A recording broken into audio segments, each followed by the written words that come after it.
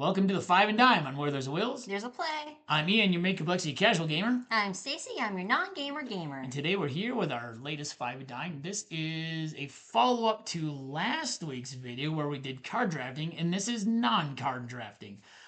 So this includes tiles, meeples, other Animeeples, action drafting, and all sorts of different things. So, as always, Stacey's are going to be listed in alphabetical order. I have done mine a little differently this week than I have been doing.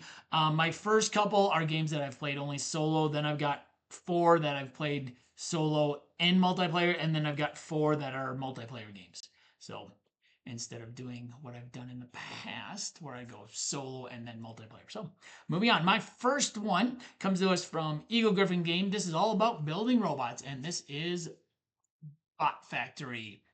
In Bot Factory, you are doing a little worker placement where you're placing a worker onto one of 4 different factory floors, and the drafting comes in the 3 floors to the right. The one on the left, you are putting your robot parts in. There's a little maybe drafting on an extra action you can do with the 2 tiles kind of near the bottom there. The second one with that rondel, with that wheel that you move, when you go there, you're putting a worker in a spot where it tells you how many action points you get, and then you are either spinning that wheel around or you are pulling robot parts off. And so that's basically, you're trying to get it around so you can draft the robot parts that you need. Somebody else may need those. In the third section, that is where you are getting contracts. So those contracts tell you which color robot you're making. So you're drafting the different colored robots into your that you need to make. And then you can also get some special universal parts on that one. And then in the fourth section, in the bottom, you're drafting, can't remember what they're called. If you have certain, oh, sorry, those are the contracts. The blue ones in the third one are blueprints. The ones on the far right are contracts. So you can use speech bubbles to basically reserve those contracts. It could be something else. So it's kind of drafting. You're not actually taking them into your hand, but you're reserving them. Somebody else can get a lower value on it. So you're doing a couple different drafting things here with robot parts and blueprints, and sort of with the contracts and wanting to get the higher value on them or wanting to get them at all. So that is Bot Factory. My next one is another one that I play solo only, and this one comes from Thunderworks Games, and this one is Role Player. In Role Player, you are rolling dice to create basically a Dungeons and Dragons type character. In this one, I really like, so you roll the dice, and then you place them on the 3 numbered things in the top of the screen. The 3 things below them are things you might be able to earn. So this is the start of the game. Those 6 dice are actually going to go on the player's board to start the game, and then every round you will roll 3 dice. You'll randomly grab them out of the bag. The dice drafting in this is really interesting because, especially in the solo mode, because in the solo mode, depending on which one you take and which number you're on, you're going to roll a dice, and that is going to figure out which one of the 3 possible things that you might be able to then draft to make your character stronger gets eliminated. So like if you take the first dice, none of them get eliminated. If you take the second or third one, you could have a lot of things eliminated, and you may have less choice as to what you're making. So I really like that in the solo mode, where it's this whole idea of, okay, I really need this dice, but I really also need this specific things, and I don't want that to be eliminated. So can I take a different dice in order to maybe be able to still get the equipment or the skill or the trait that I really need. So I really like that in the solo mode for Role Player. So that is Role Player by Thunderworks Games. And I am next, and my first game in alphabetical order is Draftosaurus by Ankama Games. With Draftosaurus, you are not drafting cards, but you're drafting little dino meeples, and they are so cute, if I could say so myself. But this is just a light drafting game in which you draft your dinosaurs out of a bag. You place the ones that you want to place in the pens that make more sense for you. And then whatever you don't use, you pass to the other person. So you're passing these dinos back and forth after you draft them. So each hand you'll have different dinos that you draft. The ones that you don't use, either one of you set aside, or you set them aside first, and then you pick what you want, and then you pass them, and then the game continues with drafting those out of the bag. That you have constraints on where you can put them, and you do have some dice that you roll that tell you what part of the board the other person can put those dinos in, but that doesn't constrain to you. This is a closed drafting game, so I really enjoy this game. I think you should try it if you haven't. It's just an easy beginner drafting game, I would say. It really is, yeah. For being as light as it is. It's easy to play, it's easy to follow. Yep. And the dinos are so cute. Yeah. The closed drafting is because the other people don't see what you're drafting when you draft it. I like the two-player mode. I think the interesting thing in the two-player mode is that you are also then discarding one. So you kind of are seeing what the other person needs. You're like, okay, they need that, so I'm not going to let them have it. So I do like that. Draftosaurus is a fun one. That's what I learned on Board Game Arena, and then went, this is going to be a game that we will both enjoy. So that is a good one. Thank you. All right, my next four actually.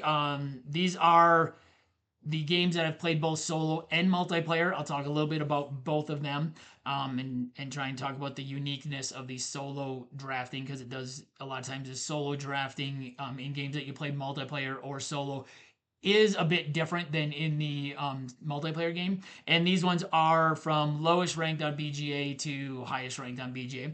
And the first one comes to us from All Play, and that is one we learned last summer. A lot of these games recently we've learned last year, and this is River Valley Glassworks. River Valley Glassworks is a game in which you are drafting. The drafting mechanism, first of all, is really cool because you are drafting these little glass pieces off of these tiles. But in order to do that, you have to place one down of a certain shape on one tile, and then you can only draft from the two river tiles next to it. And then whichever one you take from, and you take everything off it, so you can't take just part of it, that goes to the end. So the order in which the different shapes and stuff are sitting next to each other change. In the multiplayer game, that's simply what you're doing. You are putting a shape down based on you're putting a piece down based on the shape, and then you're drafting everything from the sides, and then you're placing it in your little, I guess, kind of tableau almost based on the color. In the in the solo game, it's really interesting because all of the solo characters have a different drafting mechanism. So I really like that depending on who you are playing against, each one will draft things a little differently based on what their requirements are. So this one plays great at solo. This one plays great at multiplayer. It is one of our favorite games from last year. I think it was on both of our lists last year. I believe it was my number one. I think it was your number one, and I think and I'm pretty positive it was in my top 10. So that is River Valley Glassworks by All Play. My next one is another one, like I said, that I've played solo and multiplayer. And this one comes to us from Flat Out Games with AEG, and that is Calico. This is one I think you talked about in our tile laying a couple weeks ago, but I'm going to focus on the drafting part of this. And in the drafting part of this, in a multiplayer, you can see those three colored tiles that are above the player board. Simply, you take one of them, and then the next person, and then you put a new one down. It gets really interesting when you're playing with 4 players, because with 2 players, you always kind of have an idea of 2 of the tiles that are going to remain there, so you can maybe start planning. When you play with 3, you're still going to have an idea of, okay, well, that one of those might be there. When you're playing with 4, this gets really interesting because there's a good chance that after your turn, none of the 3 tiles that are sitting there are going to be there when it comes back to your turn again. So you really can't even start planning anything until 1 or 2 people have gone. In the solo mode, this is a lot like Verdant, which I talked about last week in the card drafting, in the fact that whichever tile is furthest from your bag, your draw bag, which is not shown in this, just goes away. So if I were to take that purple tile on the right, the pink one would go away and 2 new tiles come up. If I take the pink one in the middle, the purple tile is going to go away and 2 new tiles come up. And if I take the green one, the purple tile is also going to go away. So there's always this interesting dynamic of, I know one of the 2 tiles furthest from the bag are going to go away. Which one do I need the most? And is it possible for me to get, well, obviously I can't get both of them, but which one do I need the most, and do I need it on this turn? Like, if I need the middle one the most, but I also need the one on the left, I can let the one on the right go, and I can kind of take something in a little different order, possibly. So I do like that whole mechanic of something's going away. So you are only getting one of those 3. It kind of mirrors almost it mirrors a 2-person game pretty well, where there's a good chance you're only getting one of the 2, one of the 3 that's up there. But I do like that mechanic where one of the things goes away, so you got to kind of figure out, like, okay, maybe you need both of the ones that are furthest from the bag, and you have to figure out which one do you need the most. Like, you'd be like, oh, I really need that color, but that design might score more, so you have to figure out which one you are okay kind of getting rid of, because they just go away. So that is Calico. And we're back to you. The next one that I'm going to be talking about, I just learned last year as well. That is Fit to Print by Flat Out Games. Now, Fit to Print, you are a newspaper guy and you're trying to get the best newspaper out to your people. But the thing about this is that all of those tiles you see in the middle, those are all different kinds of articles. They're advertisements, commercial, or not commercials, ads for different companies.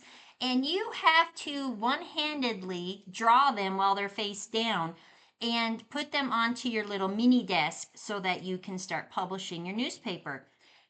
So when you are one-handedly taking those and putting them on your desk, you then get to put them onto your board. Your board has squares on them where you have to get them to fit. You have to be aware that you can't place certain things next to each other as well. So when you're going through them and you have your desk, you need to be able to fit them all on. You have, is it 3 days? You have the weekend newspaper, yep, basically, Friday, Saturday, to put Sunday together. And so you're not drawing them out of a bag. You're just, drawing them off the middle of the table and hoping that you are drafting what you need to put together your newspaper. I really like this game. You set your own time limit, basically. You can set 1, 3, or 5 minutes for the drafting. We did 5 minutes, yeah, and that is fine for us. Yeah, that was the perfect amount of time, and it was a little too long maybe for us. We might try 4. Yeah, we might try, but again, you set your own time limit for drafting them with one hand, and you have to draft them, put them on your desk, look at them, put them on your grid.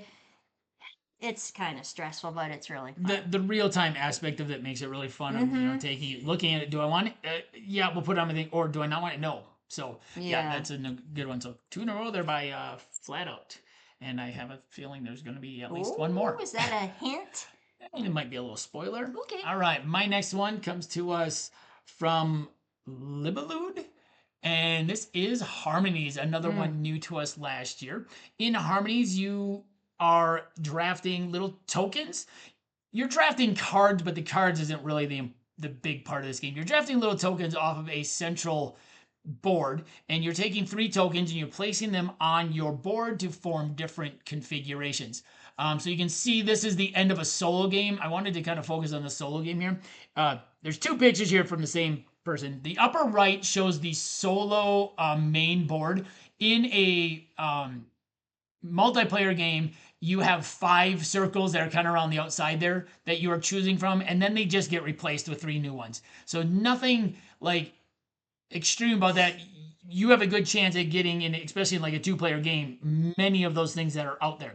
In the solo mode, what makes the drafting interesting of those little tokens there is that as soon as you take one of the circles, as soon as you choose one, the other 6 go into the box lid and are completely discarded from the game. So there may be 2 sets of tokens that you really want, and you have to decide which one you want the most, because the other ones all get completely discarded. They don't go back in the pouch to draw, and there's a limited number of each thing. So as you're doing this, you're looking at it and going, okay, well, I really need this, but I also really need these a little more. So it's this whole idea, even more so than Calico or the game I'm going to talk about next. It really is like you have two groups of six that, or two groups of three that you are completely getting rid of.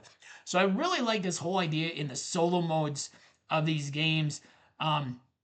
They almost make them a little crunchier, because in multiplayer, it, it is a lighter game. I really enjoy this one though. I really enjoy this one. It is a little bit of a lighter game, because of the fact that you have, especially with two players, because there's 5 different sets of tokens. Like, I know I'm gonna get at least 2 of those sets, so I can be like, okay, I can get this. What other ones can I be looking for in the solo? Okay, I'm getting one of these sets of 3. The other ones are completely going away. So I really like that idea in this of the getting rid of things in the solo mode to kind of mirror other people drafting things. And this one really ramps it up by getting rid of everything. So that is Harmonies. That was another one that was new to us last year. We learned a lot of good games last year. Agree. And the next one is the third game on the list from Flat Out. Flat Out does a great job with their drafting games. We talked about one last week. And this is, I believe, their highest rated one or ranked one, and this one is actually in the top 50 in BGA. This is one of our highest ranked games that we own, and that is Cascadia. Cascadia is another one we talked about in the I talked about in the tile laying, and I discussed the tile laying part of it. I'm going to discuss the drafting part of it mostly here.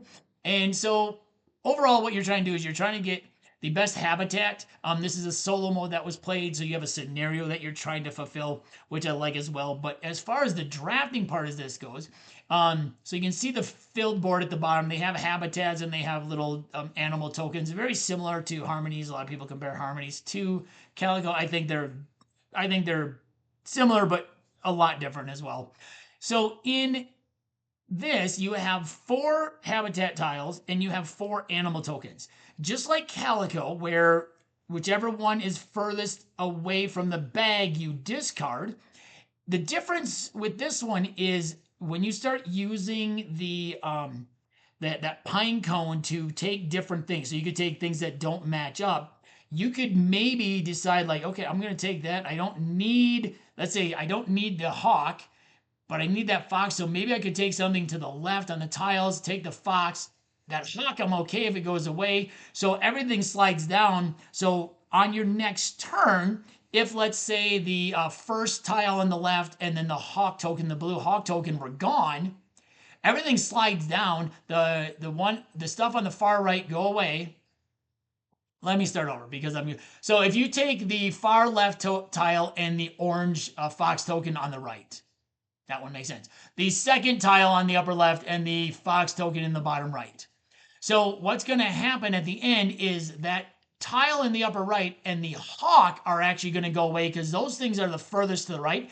And then that bear token is now going to be matched up with something different. So if you take things that are not lined up, then you all of a sudden get some new matches of some new tiles. So you can kind of think about that and be like, okay, that bear with this tile might be good. Can I get that bear with that tile so I don't have to use something else later, but I can also benefit myself now? So I really like how Flat Out does their things in the solo where you are eliminating the furthest right, because it kind of mirrors somebody taking something. I like the fact that this kind of mirrors in the multiplayer when you do take things that don't match up with each other, how when it slides down, they do match up, because in the multiplayer, you just replace the things that are that were taken. So I do like that, and that's another great one from Flat Out. So if you like your drafting games, I highly suggest Flat Out. We've mentioned 3 in this list, and there was 1 in our card drafting list. So if you like drafting games, Flat Out Games does a great job with their drafting for solo and for multiplayer.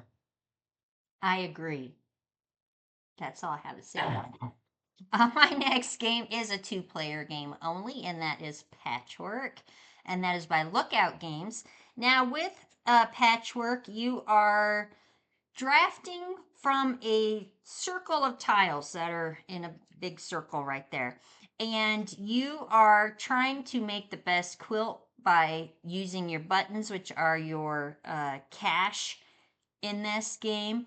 But the cool thing about this is that you have a little timepiece, which is in the upper left hand corner there, kind of looks like a wooden mushroom in a way. You have that timepiece, and you have from that timepiece over to 3 pieces is all that you're able to draft. So if something in those 3 pieces doesn't work for you, you either have to pass or you have to try and get something that will fit or go away from where you're trying to work on your grid. I enjoy this game, and I do like the uniqueness that you only have those 3 tiles that you can draft from. Some of the tiles have like 1 or 2 buttons, some have 3 buttons, and that's how you earn your buttons. Once the round is over, you count up your buttons, and that's how many you get back. The board in the middle is your scoreboard. You go around that and you can earn buttons on there. You can earn little extra pieces, free pieces to fill a 1 spot on your board. First person to reach the middle is the winner. Like I said, I really like this game. I like the constraint of only being able to get those 3 pieces on there. Kind of makes you plan ahead of what you're trying to do, and you can look at the other person's board and say, oh my gosh, that piece that's up there would be perfect for them, but I'm going to screw them over and I'm going to take it So before you them. do look at my board. She just admitted it. She just, you heard her. You heard her. She looked at my boards. Escaping this game only. Sure. Patchwork is the only game I she do does. that. And Junk Drawer. Junk Drawer, I do that too. Well, Junk Drawer, you can't see them. We're replacing the same pieces. No. But, it is kind of fun to see, kind of side eye it and see what they've got going on, because if one of those 3 pieces is perfect, you want to try and get that to fit into your grid somehow. That is patchwork. Yeah, I like the Rondel idea of this, of going around this circle, and sometimes you get to a spot and you're like, I can't afford any of those, so I have to jump ahead. The good thing is when you jump ahead, when you skip and you jump ahead of the other person, you do get some buttons, but it doesn't always work out. We've had some games where we just couldn't get anything going at all. Yeah, and I'm sorry. Go ahead. I was going to say, and that is one of the unique things about the middle board, where if you are in the back, you get to go again. So if you pass a button, that's kind of like your payday, and that's how you earn buttons as you go around the board as well. So if you jump ahead of that person, then they get the chance. But if you're in the lead, you get the opportunity to take all of those free squares to fit into those little holes, and then you count up your blank spaces at the end. Sometimes it's a good thing, sometimes it's not a good thing. The tiles not only have buttons on them that will be your income as you go around, but it also tells you how far you're moving. So sometimes that's your strategy, is like, okay, I can take this one, I can stay behind them, but now I have a choice of these 3, and that one's going to work great for me. So can I fit this one in somewhere to also make it? So I do like that whole just going around, but like that whole idea is like, okay, just a little bit ahead. Can I maybe string a couple things together that are still going to work for me, that I can then maybe get paid as well? And I like that. I like that. It's a good game. I like the different themes of it that they've come out with as well. Yeah, but they're all exactly the same, I think. Yeah, they're the 2 we have are exactly. I think they're all the same. I heard maybe one of them slightly rebalanced some things, but I don't know if that's true. And if it is, I think it was the Halloween one, which I've looked at on BGA, and the colors and the design of it are just no. Okay. Yeah. But I think they're all exactly the same, which is a little disappointing that it's just a different theme on them, and they're all exactly the same pieces, the exact same buttons, the exact same movements, costs, and everything. Yeah. So, but yeah, Patchwork is a great game. So if it is one that interests you, but maybe you don't want the quilt, just the plain quilt, they do have tons of themes. Maybe you're a Christmas person, maybe you're a Halloween person, maybe you're 4th of July person, maybe you're whatever. I think there might even be in England, I don't even know. There's tons of different themes. They're all exactly the same, but maybe one theme is better for you than another. Good. All right. Patchwork, 2-player game only. Yep. Okay, moving on to my games that are 2-player. Speaking of 2-player, only. These are not 2-player only, but they are games that are multiplayer. They do not have a solo mode per se in them. The first one was another new one to us last year, and this was an action drafting game by Funko Games, and this is Disney animated. In Disney animated, you are trying to finish your Disney movie and stop the villain who is trying to stop you, because the villains know how the movie ends and it is not good for them. So during the game, you are going to be placing different tiles onto your board, and you're going to be doing some different drafting, all the while trying to make sure the villains don't stop you. The interesting part in this is the action drafting, which is those big tiles kind of in the middle, those big, huge tiles in the middle. Each one of them is a different type of action. The interesting thing on this is when you take the action, is whichever number it's on, so it goes 1 through 5, that's how many action points you get for that specific action. So this is a cooperative game as well. So the communication and be like, okay, which action are you going to need that's going to benefit you the most? Can I take something that's maybe further up that benefits me so that I can get a lot of action points for the action I'm taking, but you're then going to get action points, because what happens is it is a conveyor belt. Whichever one I take, if I take the one off of the 4, it's going to go down to 1, but everything's going to slide. So Stacey needs the one that's on the 2, and I can take something on the 3, 4, or 5 that helps me. That means that 2 is now going to become a 3, and she's going to get 3 action points. And so I really like this whole idea of the communication, first of all, which actions do you need? Which actions do I need? And can we benefit each other by taking something that is higher for me that's going to make whatever you need also higher? So I really like that. And then you're doing a little bit of drafting in the middle there on the ink and paint, where you're kind of paying your action points to get different paint for your cells. So the whole idea of the cooperation on this, and then having to really talk about which actions do you need on your next turn, and that conveyor belt, which makes the action stronger. Sometimes you can't help it, and like, we both need the same action. This one's going to be low for one of us, so But sometimes you just, that whole action drafting, and depending on where that action is, gives you more action points to spend on that action. I just love it. It's such a good game. I really hope that someone picks this up, and we get more movies from it, because I think it'd be really cool to get some expansions, because it'd be really easy just to release expansions for it. So that is Disney animated.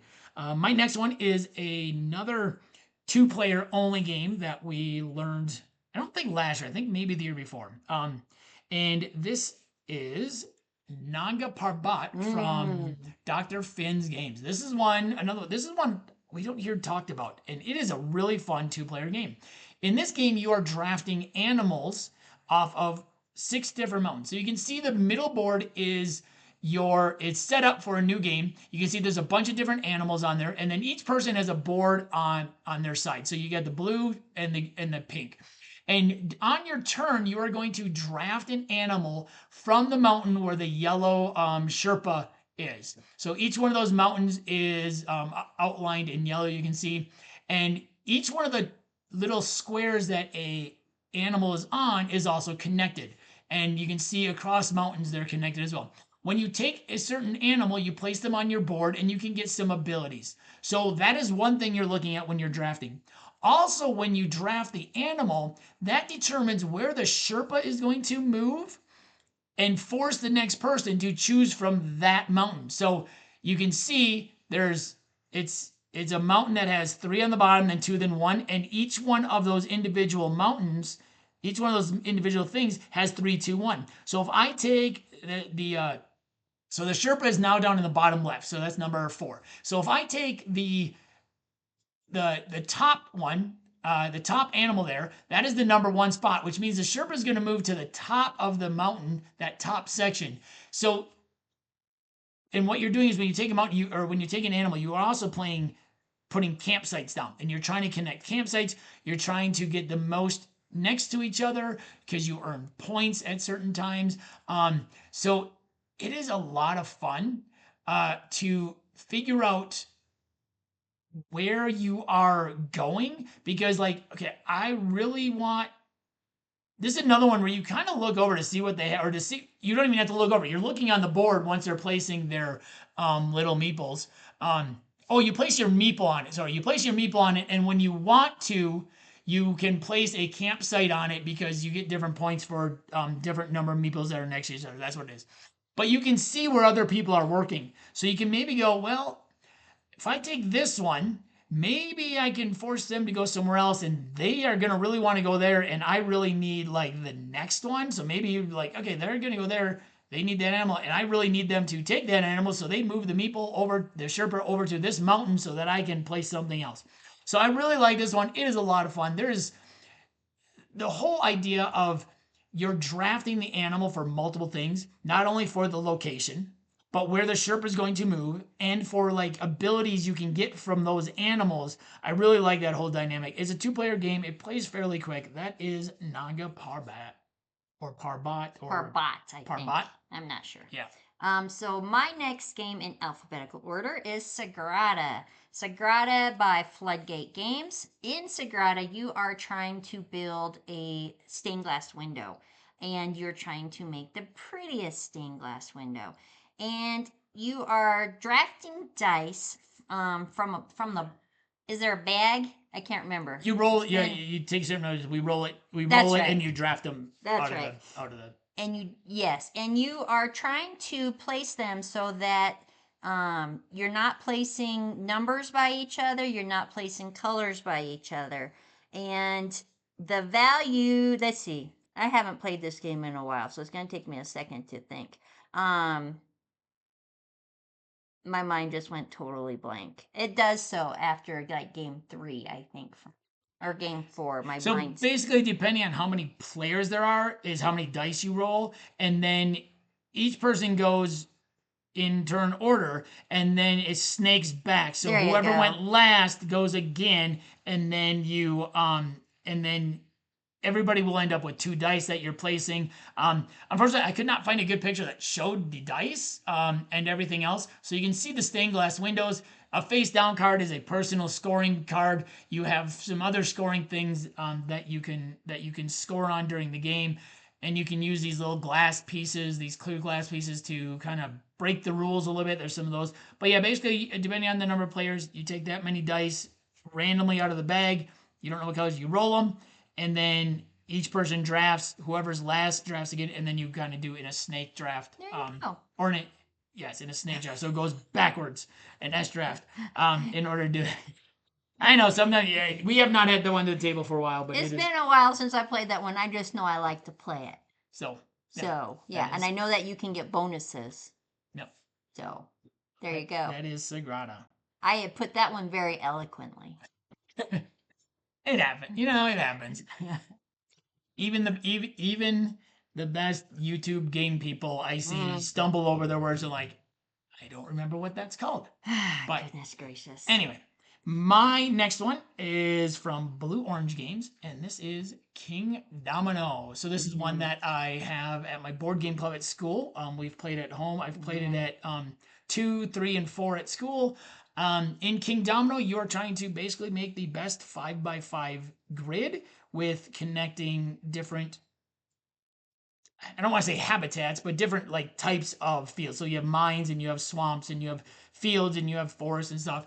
And the drafting in this one, I find really interesting because you're placing your meeple on the one you're going to want to draft. So you can see the blue player is on the top, and the yellow player is on the bottom. So the blue player gets first choice. But as you take that choice, you're drafting it for a couple different things. You're drafting it not only to put it into your kingdom and try and score the most points, but you're also drafting for turn order. And some of those have crowns on them, which is what you need in order to actually score a connected set of land that is the same type.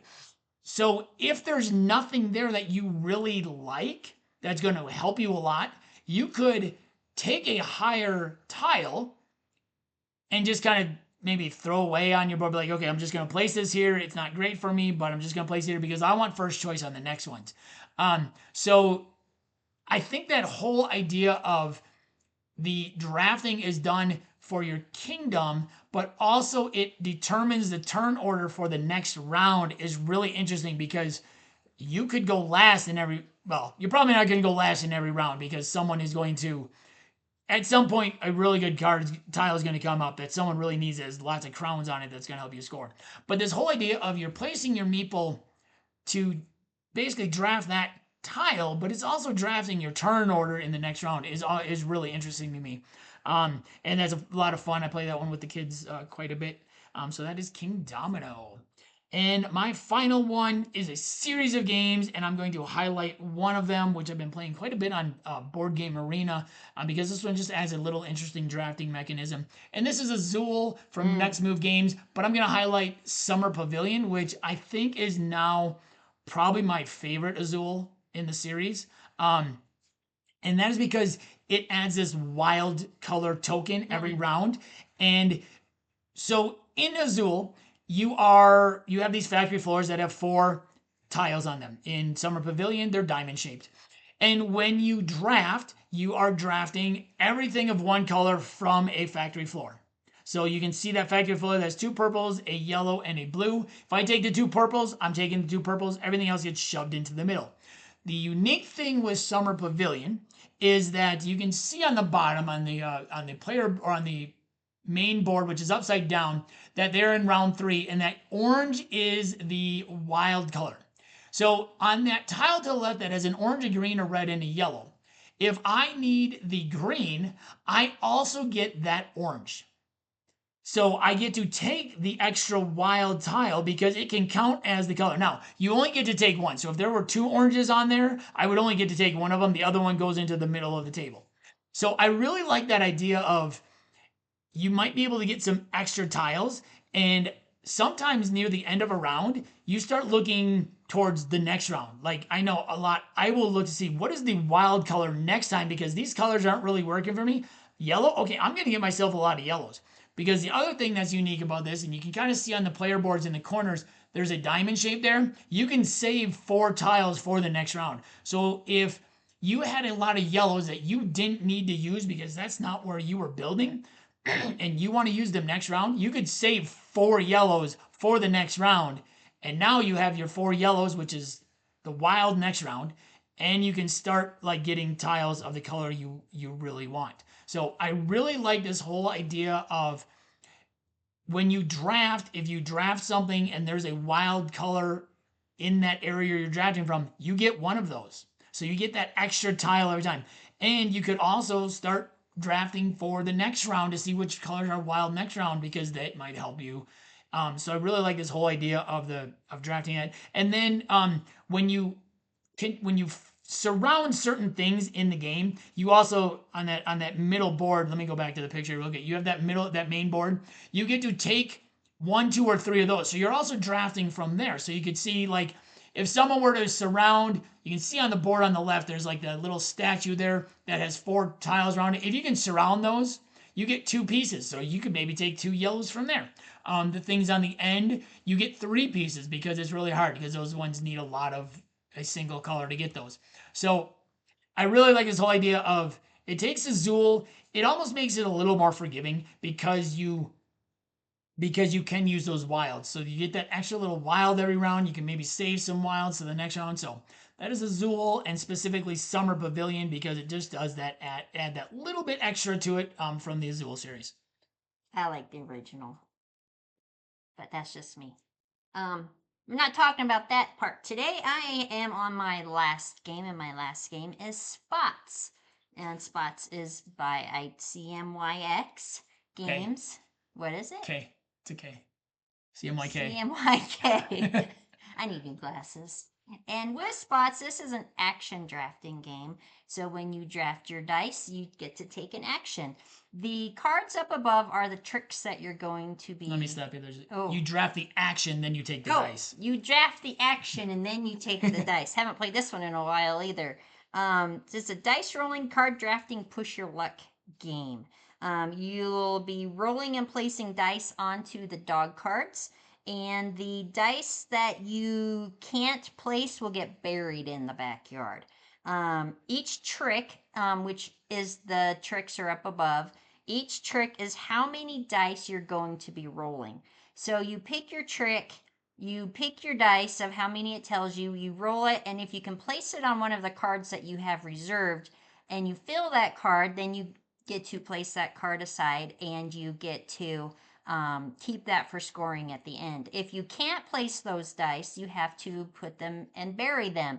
Or you could lose that card if you can't. If you only have one card and you can't fit your dice on that, you bust basically, and you have to wait until the next turn to be able to do anything.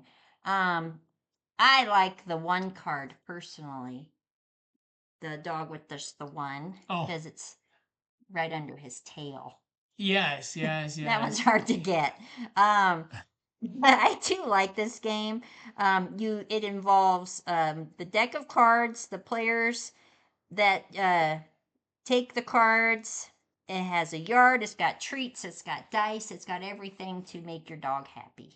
Yeah, this is another one that we have access to through my board game club at school, so we don't get it played a whole lot. We learned it so I could teach it.